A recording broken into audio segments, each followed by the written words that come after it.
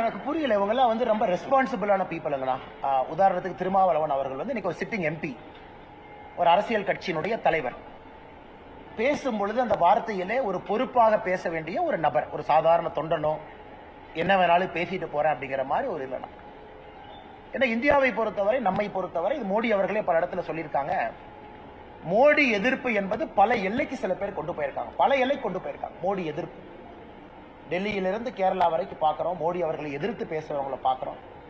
அது ஜனநாயகத்தில் எங்களை பொறுத்தவரை உங்களுக்கு முழு உரிமை இருப்பதாகத்தான் பாரதிய ஜனதா கட்சியாக இருக்கட்டும், நம்முடைய பாரத பிரதமர் நரேந்திர மோடி அவர்களாக இருக்கட்டும், அப்படித்தான் பார்க்கிறோம். முழு உரிமை, என்ன வேணாலும் பேசலாம். இதை பல பத்திரிகை இன்டர்வியூல மோடி அவர்கள் தெளிவுபடுத்தியிருக்காங்க இந்த கடந்த ஒரு மாத காலத்தில். அதனால் அண்ணன் திருமாவளவன் அவர்களுக்கு என்னுடைய வேண்டுகோள், பேசும் பொழுது ஒரு பொறுப்போடு ஒரு பாராளுமன்ற உறுப்பினராக அவர் பேசணும். இன்னைக்கு இந்த சனாதனம் அதை மாத்தி மாத்தி பேசுறாங்க, சனாதன ஆதிக்கம் மாத்தி மாத்தி பேசுறாங்க, சனாதனம் என்பதையே திருச்சி பேசுறாங்க.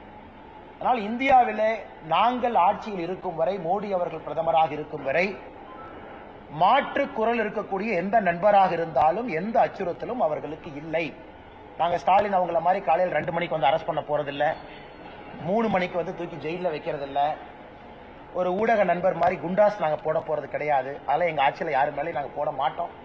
அதனால 2 மணிக்கு 3 மணிக்கு வீடு புகுந்து கருத்துரிமையை நசுக்கி ஆட்சி செய்யக்கூடிய முதலமைச்சர் மாண்புமிகு திரு மு.க. ஸ்டாலின் அவர்கள் கூட்டணியில் இருக்கக்கூடிய திருமாவளவன் அவர்கள் கருத்துரிமையை பத்தி பேசுவதுதான் வேடிக்கையா இருக்கு.